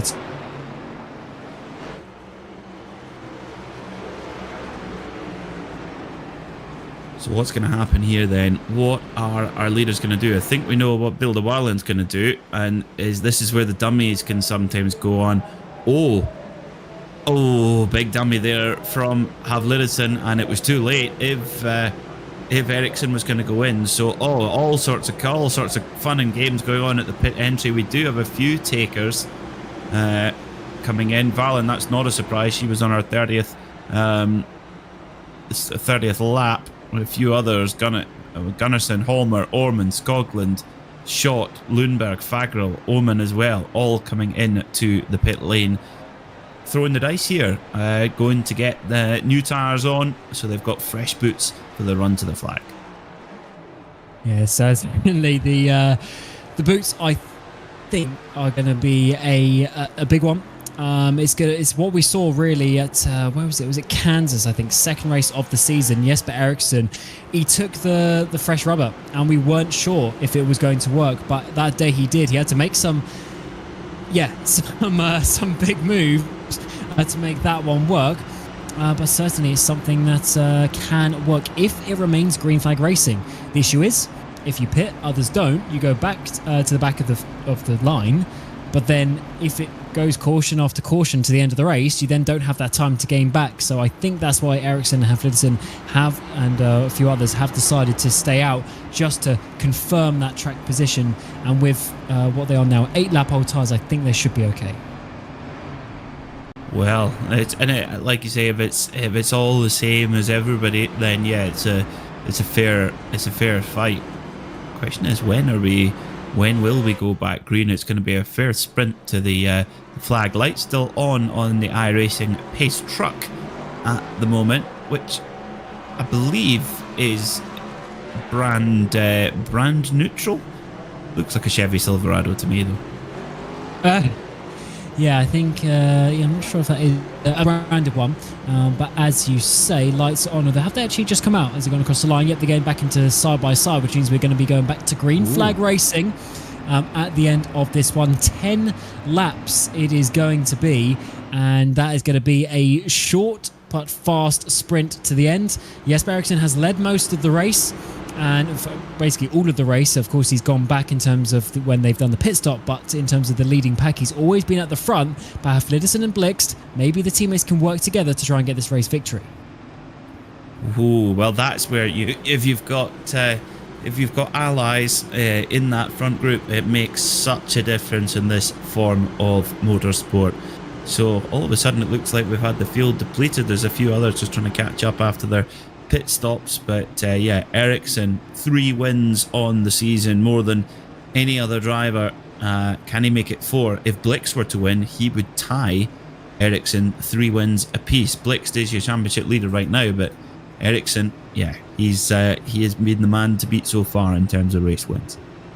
And then it would come down to the bonus points, which Blixt has more of. So, will continue to have that even despite Jesper getting the victory at the stage today at lap 35. But we are now going to lap 83. So lap 73, as we come out of the final corner, we'll be starting 74 for a 10-lap dash to the end here at Indianapolis Motor Speedway. As the number 37 will take them back to green flag racing for the actually 4 corners 333 by FORS eSPORTS. And he has a really good run. The 2 Alcantech teammates in behind go side by side. Huge defense in the background from Salander as well, as they try to get every single centimetre of the track to hold on to their positions. And Salander there, unfortunately, I think has lost out a position side by side for turns 2 as well, as we see the teammates of Aradsson and Lindhoff continue to remain side by side. That's just going to lose the momentum onto this back straight. Great jump on the start there from Ericsson. It was like he caught the field really napping and just leapt ahead and gained the crucial car length or so, and they all shuffle their way down into turn 3, that really tricky turn 3, and get back into a rhythm quickly. That's the trick. Get into your groove and try and make moves forward in the group, because they're so tightly packed together now. But Ericsson out front, Havlirisson has got to put pressure on him early. Someone was in the wall there as well. They might have been Solo a little bit further down in 7th place, as they continue to be pretty much a single file, though side by side in towards turn 1. There is Salander, who's lost a few more positions. There's now Broston around the outside of turn 1. That is a big move, so he slightly backs out of that one to try and get a run through turn 2. And then, of course, down the back straight, and in behind that is Gunnarsson getting past Kenneth Tier, who's continuing his solid recovery after almost binning it on that first lap. Yeah, great recovery from Tier to get up there anywhere in the kind of points paying positions, the big points paying positions anyway. But I tell you what, don't write off the number 95 Blixt. He's definitely in with a shout here. As soon as Ericsson and Havlidsen start fighting, he can be right there on top of him. So Havlidsen in the Mustang, the Tiger Stripe Mustang, right in behind Ericsson, just getting a big draft down the front straightaway. Meanwhile, the 24 of Havlidsen to third on the low side. Certainly does. Blix down into 4th place. I thought Blix was going to be able to keep up, but it really seems that Ericsson and Havlidsen, they are the two fastest drivers. They've been 1-2 for most of this middle part of the race, and I think they're the only ones to go back to caution, though. We go back to caution, and we are just a few laps away from the end, but it's there. The number 4 machine has gone around. There's Amelie Fagrel has gone around, and that's brought out the 3rd caution of the day. And there's not going to be many laps left when we go back. I assume no one's going to pit now with so little laps to go. But let's see how this one happened. The 83 dives up the inside there and spun around. That was Skoglund, wasn't it, who got involved in the previous caution? Yeah, I would say that was a pretty good example of getting dumped. Just pile drives into the quarter panel. And poor old Amelie had absolutely nothing she could do in that situation. So that bunches us all back up again. That's probably not what Ericsson or indeed Havlidsen wanted, because it brings Arildsson, it brings Blixt right back into the mix and makes this last run to the flag. Oh, it's going to be, what, a 3-lap dash? Maybe even only 2? Yeah, it's going to be just a few laps, and that makes it difficult because the less laps that there are, the fewer laps that there are, obviously there's less opportunities then for Havlidsen, so then maybe it's a little bit more obvious where the overtake is going to come from. So does that make it easier or actually harder for Ericsson? We'll have to see how he holds on to that one, but we will come on to lap 78, and then we will have 5 laps to go, so it's definitely it's going to be a tight one. Indeed, I would assume no one is going to be coming into the pit lane. Dan Solo hinting, is he actually? No, he's going to stay out. I was going to say that doesn't make any sense to pit. There's just not enough time, even if we go a green flag all the way to the end from the restart. Well, we do have a couple of it at the back who maybe are forced to pit for other reasons, possibly. Hagman coming into the pits, as is Jonas FORS. So they've obviously feel there's something to be doing there. So who's your money on here, folks? Ericsson, he's led. I have to say, I haven't seen a NASCAR or indeed an oval race for a very long time where one driver has just dominated it to this degree in terms of laps led. Yes, Havlidsen, after the pit stops, had been kind of following his every move, but before the pit stops, the first caution, Ericsson was just cleaning away, but it's been Ericsson who's been doing the leading, and I have to say that's got to make him feel confident right now, but I think he would have preferred not to see that caution. I definitely think he would have, preferred the green flag as well. It's always difficult when you have these cautions, because there's just so many variables. I should say is unpredictable. He has had a good restart though on the 2 previous restarts. He's going to have to do it again. It's going to be a tough one though. Let's see if we go around for one more time. Obviously we're going to do at least one more lap, but let's see if it's going to be one after that. There is Barney with the yellow flag as they come through turn 4. They'll be starting lap 79.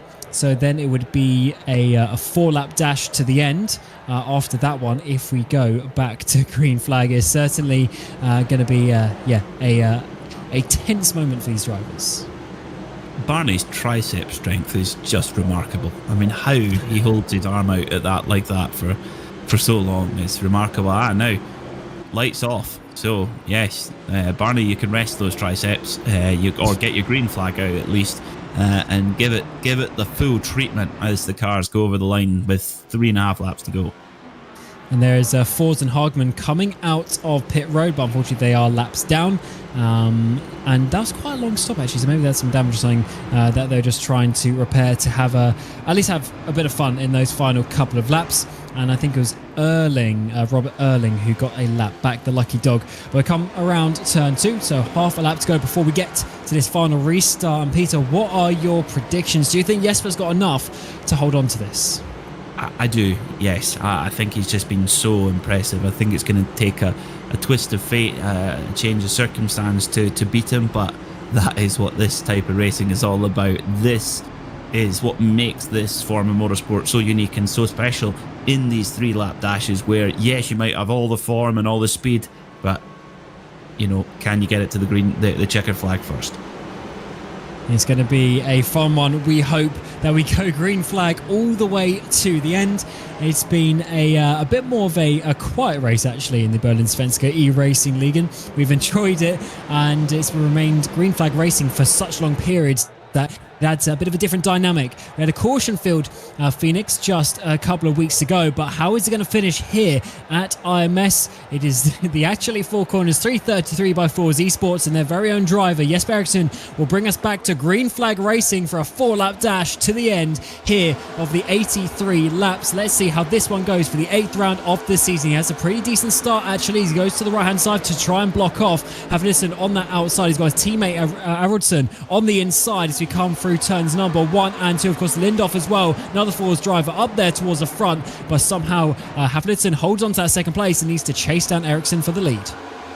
Well, the teammates weren't helping each other much there, were they? As Erlidsson put a big move on Havlison, but Havlison just been able to recover from that quite well actually, and now right on the back there of Eriksson with 3.5. Oh, more cars! Oh, loads of cars in the wall. Yeah, that's colder tyres and colder brakes coming into there, and also drivers pushing. They know this is the opportunity to get those final positions. We go back to caution though. We go back to caution, and I wonder how this is going to work. We do have the potential, of course, for green-white checkers, but are we just going to get, I think we might just get to the lap 83 under caution anyway, and therefore Jesper Eriksson might be taking a very easy race victory, and that is a shame because we were looking forward to a good fight, but this is, of course, what happens when you come racing like this. It's yeah, it gets close, Peter, and the drivers start pushing the limits. Yeah, when it comes down to the time to hand out the prizes and hand out the points, that's where the desperation gets in. And you know, it's really fine margins. You saw there, Arildsson in the number 24 Chevy put in a pretty big move into turn 1 on Havlison, and luckily they got out the other side, but it could have gone very, very wrong. Let's see what happened. It was Bjorn Brostrom who got into the wall up high, and oh no, dear, just gets turned. I think that was Orman, maybe the number 2 machine. Jesper Orman, who, if that is the case, that means 3 of the cautions were with an accident involved with Jesper Orman, which is not the nicest thing. Is people hinting to come into the pit lane? Surely not. That is absolutely ridiculous. Just having some fun and games, as they know, that this is going to probably end under caution. Someone in the background maybe just coming in as we go on to lap 82. No, we do get an extra lap. So we are going to be going back to green flag. We go to, or we get a nice slow-mo there of Eriksson, the 35 there of Eriksson coming into the wall. Of course, Bjornsson as well involved in that one. So we are adding laps. We are going to be getting at least one more race to the end, Peter, and that is exciting. We're not going to be ending under caution, and that seems like it's going to be, so the most action that we can get. Nobody wants to see the race end under caution. There's nothing more of a popped balloon than that. We deserve a proper race finish here. And we saw there, just coming out of turn 2 and all the way up to turn 3, Havlison get a really good run. And just as that caution was coming out, Havlison was, I'd say, in the most threatening position to put a move on Eriksson than he has been all race. So if that form repeats itself when we go back to green, watch out for Havlidissen in that tiger-striped Alcantec Ford Mustang. Yeah, I think he's looking very strong, but he's only going to have a couple of laps to do it. It will be just a 2-lap dash when we go back to green flag racing, and that is very difficult. You don't have long to set up the move. You don't have long to get the tyres in any sort of working range. You just have to go for it, and it's going to be a very, very tricky couple of laps for the drivers as they come along the start-finish straight. When we get to the yard of bricks, is the lights, or are the lights, I should say, going to go out on the pace truck for one final dash to the end. It is going to be a very tough one. Yes, they do. We go back side by side, and we're going to get a green-white checker. Peter, this should be a lot of fun. This is going to be huge fun. Yeah, 2 laps, 5 miles to sort out this race win. And here at Indianapolis, how many great finishes have there been at this circuit? If those walls could talk, if those bricks could talk, wow. They'd have some stories to tell. Yeah, they certainly would. Of course, the Brickyard. It was bricks back in the day when it was built many moons ago, over 100 years ago. But it is all tarmac apart from that final yard, and that is the goal.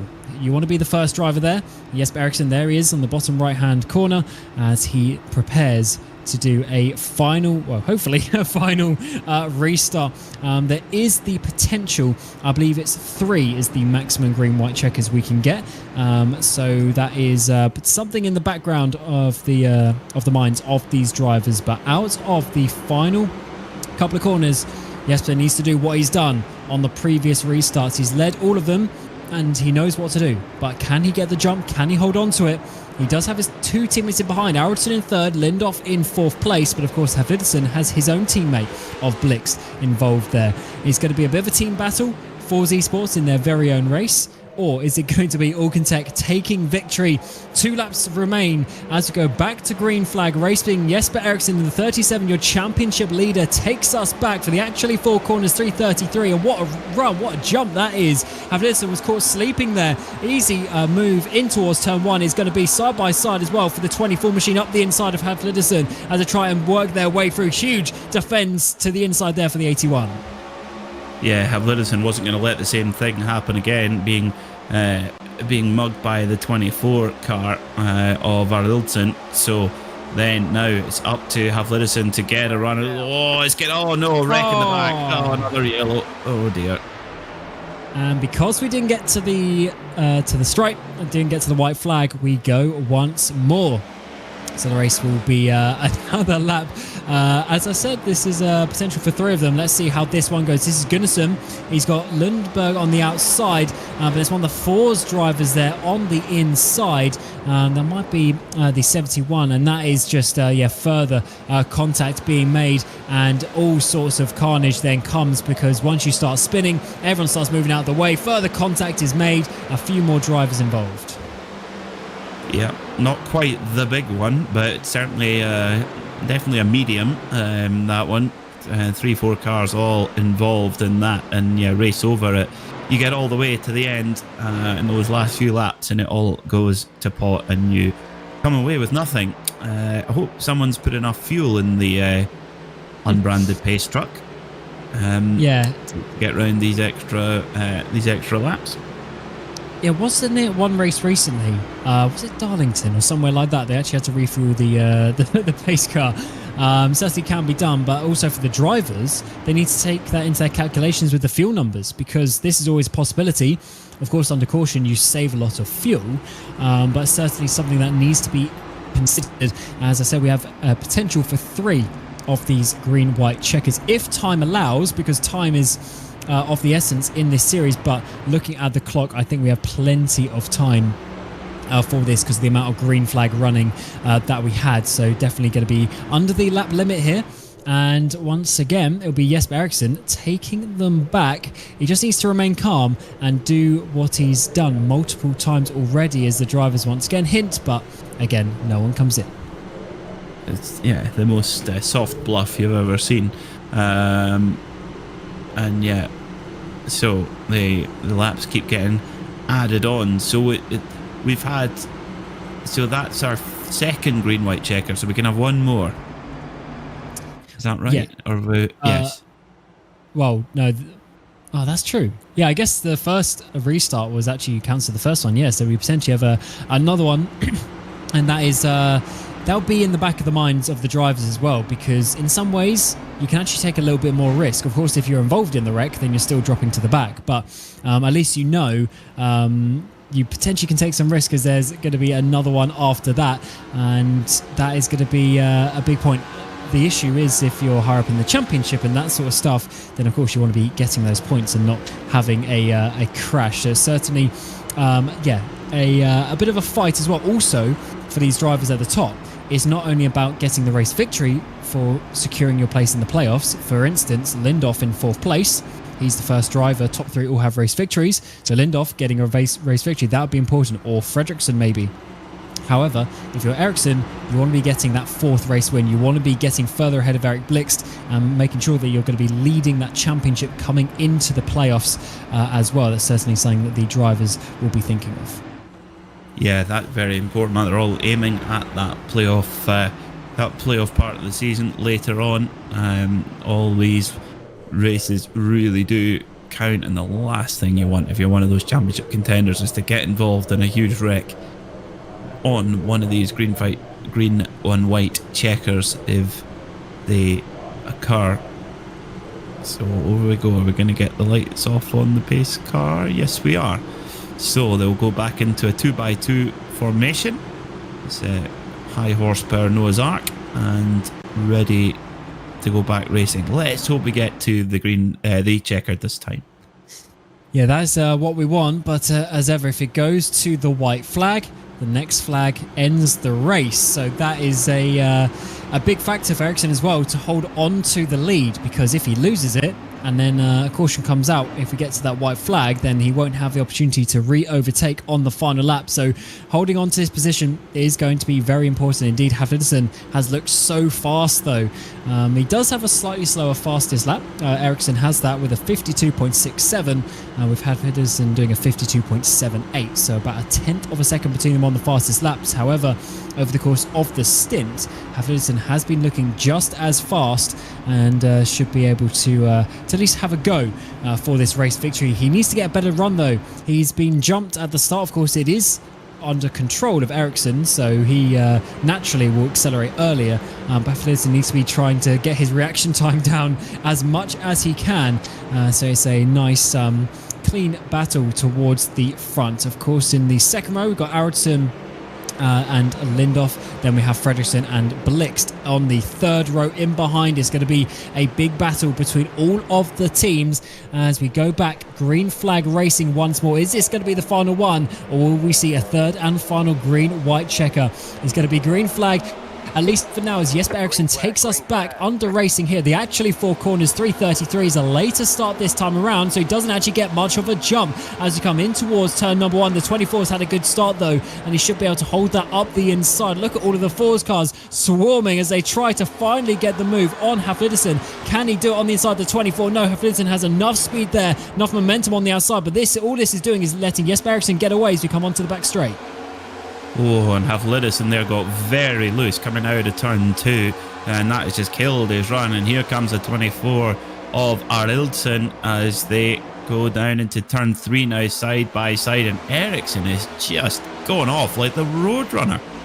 He's going to be loving this. Looking in the mirror, the 24 is helping his teammates so good. Of course, he wants that second place himself anyway, but in turn, it is really helping his teammate. We come up to the yard of bricks. Are we going to get to that white flag, the all-important one? And I think we are, which means the next flag is going to end the race. Is it going to be checkered? Is it going to be yellow? Let's find out. 1 lap to go here for the actually 4 corners. 333 by FORS eSport. Ericsson leads the way quite a lot, but it's the battles in behind that are still yet to be decided as they go side by side in towards turn 2. That's Dan Solo trying to make a move this time around. Can't seem to get it done, but he's up inside the top 5. Big slide there. Can he catch it? He does. He goes into the wall, takes his teammate with him. We remain green flag racing. That is, unfortunately, Fredriksson and Lindhoff, both for FORS eSports in their own race, dropping down on that final lap with a huge slide there. Fortunately, they continued racing though, but it looks like it's going to be their teammate Ericsson. He's got a 1 second lead as they come around the final corner. He's been cool, calm and collected all race, and from the pole position position from leading,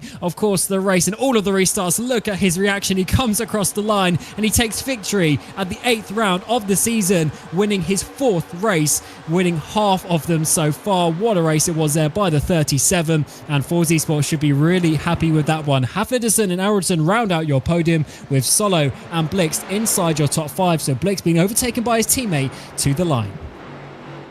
Well, what a classy drive that was from Ericsson. Absolutely dominant. Nobody really had that pace that Jesper Ericsson possessed today, and no matter how many restarts you threw at it, he would always had the edge and just able to clear off into the distance.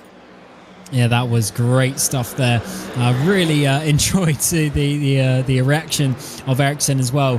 He's very, as I was saying earlier, he's very deadpan when he's racing, but he gets so excited. Look at that fist bump once more, and takes another race victory. He's looking so strong, and he's controlling this championship as we get ever closer to the end of the regular season, and then of course into the playoffs, trying to get that championship. Unfortunately for Jonas Gunnarsson, he's not having the best run to try and regain that championship, down in 10th place in the end. Linus Broström actually getting up towards 6th. Some nice donuts as well being served up there by the 37 as we return to the IMS, as it's not always to be used, but I think, Peter, that served us up a pretty good race. Yeah, I think it was a great performance from Jesper Ericsson. He really was the dominant driver there. Really fantastic. Michael Haflidason pushed him as hard as he could, but Jesper Ericsson definitely the standout driver here at Indianapolis. And hopefully in a moment, once he's done celebrating, we will get a word with him. But in the meantime, let's have a look at the results. Ericsson, Haflidason and Aronson round out your top 3 after, of course, a couple of green-white checkers. The first time this season that has happened. Normally, we've just either finished on the time limit or the lap limit. Let's see if that continues over the course of the season. Solo and Blixt round out your top 5, with Linus Broström getting up into 6th place, but that was a very hard-fought 6th place. Holmer and Salander there with Vilde Vallen, who really actually benefited from one of those later cautions. And Gunnarsson, your reigning champion, down in top 10, with Jesper Ericsson getting the fastest lap there on lap 66.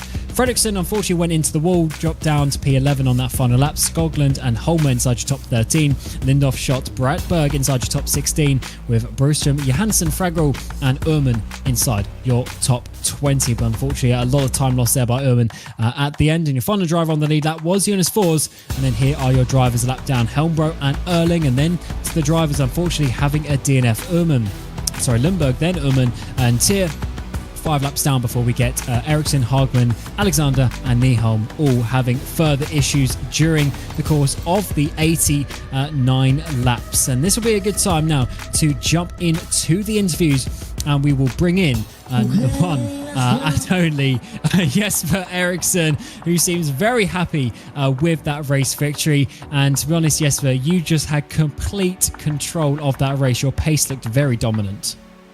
Yeah, to be honest, this is, I don't know why, but one of my more achieving victories, to be honest, because it is the Indianapolis Speedway. You always want to win here, but I don't know why I'm feeling such reward for this one.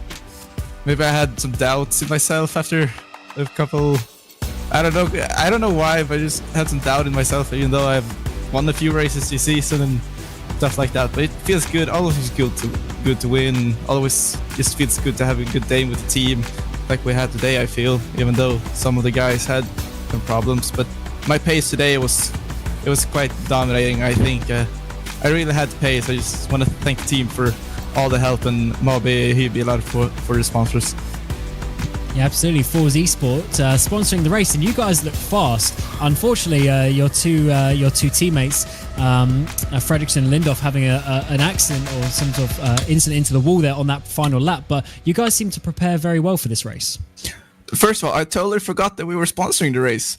So yeah, good to win in the home race. And yeah, I haven't seen what happened there in the last between Oscar and Henrik, but I'm gonna check into it and we're gonna assess it. But yeah, the team, we're just preparing all Monday, and we had 2 hours yesterday just preparing.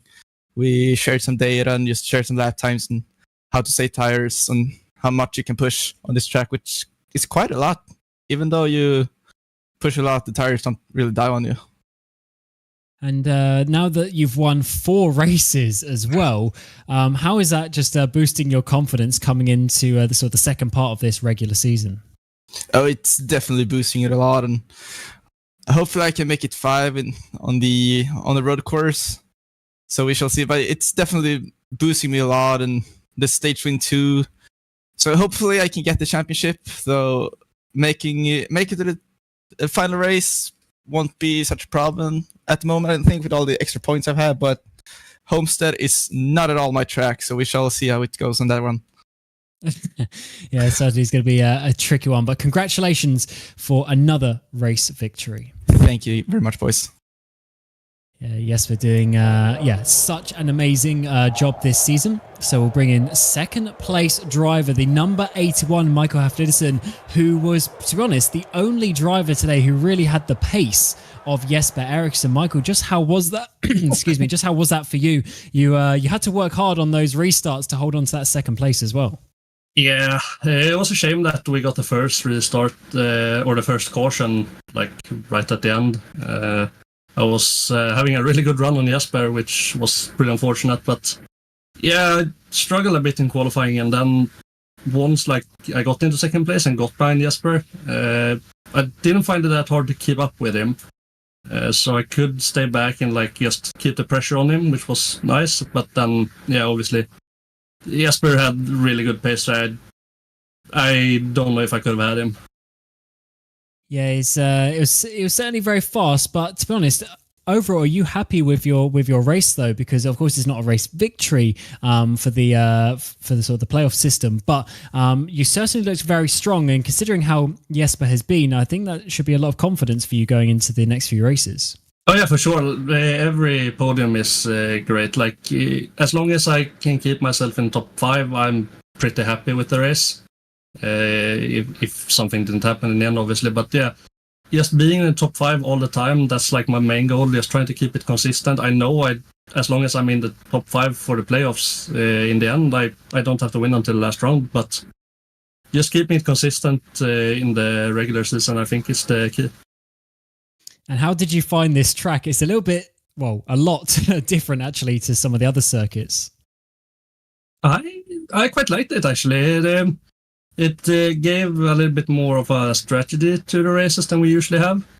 And since we had a really long green flag in the start, and then also after the first caution we had a really long green flag, so it brought in a bit of strategy, like people trying to pit in a bit earlier and trying to push past you, and I tried to do the overcuts mostly, which I think was the right strategy. I guess we'll never know, but I really enjoyed the race today. Oh, nice. And congratulations for your second place today. Thank you very much. And then lastly, we bring in the final driver on the podium of Alexander Eracingligan. And Eracingligan, of course, you number 24 machine, you've had a very strong season and once again having to work hard for that podium. Did you think, though, on one of those final restarts, you could just about get up the inside of Michael? Maybe if I got a good restart, I might have been able to clear him into one of the corners there, or turn 1 rather. But I wasn't able to really. I was side by side with him, I think, on the last restart there down the back straight, and then I had to let him go basically. But at least I managed to hold him up for Jesper to get a bit of a gap on him and bring home the win for us. Yeah, was that a bit of strategy there, or was that just sort of coincidence because also you want to fight for second place yourself? No, yeah, well, a bit of strategy, I guess, yeah, because I mean, I knew I didn't really have any chance to beat Hufflin. I knew he would do whatever needed to get that second place and being with a shot at getting the win. So I was happy with bringing home the car in third. So I tried to be relatively safe there and just bring it home.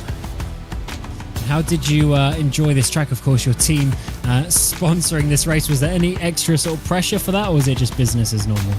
Yeah, it was a bit of extra pressure. I mean, we had really poor speed all week in all practice sessions with my, the 24 Mobile Bella Camry.